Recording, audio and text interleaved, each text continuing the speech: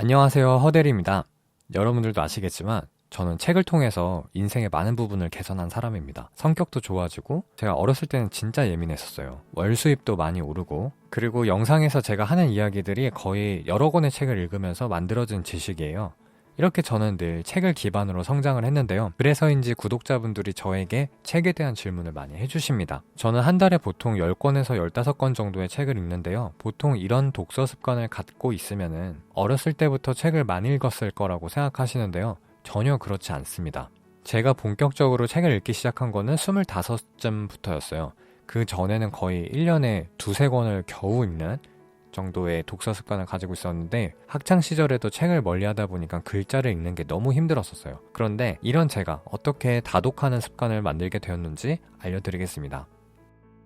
독서 습관 만들기를 이야기하면서 요즘 헤빗이라는 책 있죠? 이 헤빗을 쓴 웬디 우드 교수를 같이 소개해드리고 싶은데요. 오늘 제가 설명하고 싶은 내용을 한 단어로 이 책에서 정말 잘 표현했더라고요. 그게 뭐냐면 바로 마찰력입니다. 마찰력이 높으면 뭔가를 움직이기가 힘들잖아요. 습관을 만들기 위해서도 마찬가지예요. 행동이 더 쉬워지려면 마찰력을 줄여야 합니다. 그래야 살짝 밀어도 쭉쭉 나갈 수 있어요. 그럼 제가 책 읽는 습관을 만들기 위해 어떻게 마찰력을 줄였냐? 3가지 방법을 알려드릴게요. 첫 번째, 완독하지 않았습니다. 우리가 책을 읽는 이유가 뭘까요? 책에서 얻은 지식을 사유하고 실생활에서 적용하기 위해서잖아요. 그럼 그걸 하려면은 꼭 완독을 해야 할까요? 완독의 중요성을 강조하시는 분들이 계시지만 저는 책을 끝까지 다 읽어야 한다는 그 강박이 오히려 책을 못 읽게 만든다고 생각해요.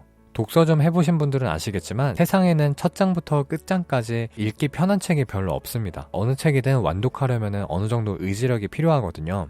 그런데 책을 읽는 것은 의지를 갖고 끝까지 읽어야 하는 것이라고 인식하게 되면 독서를 좋아하고 지속하기가 힘들어집니다. 책을 읽는 것은 내 삶에 도움이 되고 즐거운 것이라는 생각을 갖게 해야 합니다. 완독을 하지 말라는 얘기는 아니고요. 완독해야 한다는 그 강박에서 벗어나라는 이야기입니다. 책을 끝까지 안 읽으면 돈이 아깝지 않냐고요? 우리가 15,000원을 아끼려고 독서를 하는 게 아니잖아요. 삶을 변화시키려고 독서를 하는 거지. 그래서 샀는데 안 읽고 쌓아둔 책을 보면서 미안해하지 마시고, 책을 읽었음에도 그걸 내 인생에 적용하지 않았다는 사실에 더 미안해하세요. 책에서 한 문장이라도 인상 깊었던 문장이 남았다면 그건 책의 값을 이미 한 겁니다. 저도 1년에 몇 권 완독을 안 해요. 백과사전 보듯이 지금 상황에서 필요한 부분만 읽고 그걸 삶에 적용하려고 애를 씁니다. 그렇게 읽다가 마음에 드는 책을 발견하면은 그때 여러 번 완독을 합니다. 그리고 저는 심지어 아예 읽지 않은 책들도 있어요. 이 3권은 제가 제목이 마음에 들어서 샀는데 막상 읽어보니까 잘 안 읽히더라고요. 그런데 단지 제목을 기억하는 것만으로도 제 인생에 어느 정도 도움이 되었어요. 저는 책을 사고 제목을 읽고 문장을 기억하고 동기부여가 되었고, 그 어떤 것이라도 얻었으면은 그게 독서라고 생각합니다. 두 번째는요, 어디서든 볼 수 있게 했습니다. 앤디 워드 교수도 헤빗에서 위치는 가장 강력한 마찰력이다 라고 이야기하기도 했는데요. 책을 어디에 두었냐에 따라서 습관 만들기가 더 쉬워질 수 있습니다. 저는 잘 안 읽는 책들을 책장에 넣어둬요. 관심 갖는 분야의 책들은 눈에 잘 보이는 곳 여기저기에 다 꺼내둡니다. 제목을 한 번이라도 더 볼 수 있게요. 그래서 제 동선에는 항상 책이 있어요. 이제는 없으면 거의 불안할 정도인데 책 옆에도 두고 베개 옆에도 둡니다. 주로 자기 전에는 긍정적인 기운의 책을 보는데요. 그 기운을 안고 잠을 들면은 잠이 참 잘 들어요. 그리고 자주 지나다니는 곳에 이렇게 두면은 스쳐 지나갈 때마다 제목을 한 번씩 보게 되고요. 그 책을 한 번이라도 더 떠올리게 하는 작용을 합니다.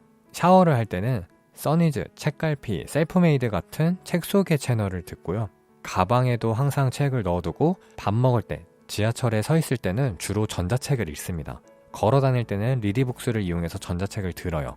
그래서 너무 각 잡고 독서하려고 하지 마세요. 살다 보면은 각이 안 나오는 날이 더 많습니다. 세 번째, 많이 산다. 책을 많이 읽고 싶으면 일단 책이 많아야 되고요. 그러려면 많이 사야 됩니다. 저는 소비를 잘 안 하는 편인데 책은 정말 많이 사요. 교보문고 등급이 플래티넘인데요. 읽는 속도가 사는 속도를 따라갈 수가 없어요.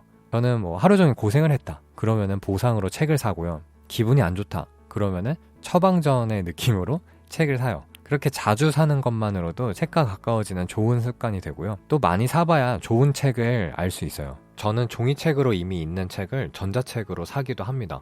정말 중요한 책은 읽고 싶을 때 언제 어디서든 읽으려고 사는 거죠. 독서 습관의 마찰력 줄이고 책과의 접근성을 높이려고 이렇게 중복해서 산 거죠. 책 사는데 절대 돈 아끼지 마세요. 그 한 권의 책이 여러분의 연봉을 몇 배 이상 올려줄 수 있습니다. 오늘 습관 만드는 방법을 마찰력이라는 키워드 중점으로 소개를 해드렸고요. 저는 이런 습관을 시행착오를 겪으면서 터득을 한 거예요. 근데 웬디 우드 교수가 헤빗이라는 책에 습관을 설계하는 5가지 법칙을 더 적어놨더라고요. 저는 이 중에 마찰력 법칙 정도만 실행하고 있었던 거고요. 나머지도 적용할 만한 것들이 꽤 있었습니다.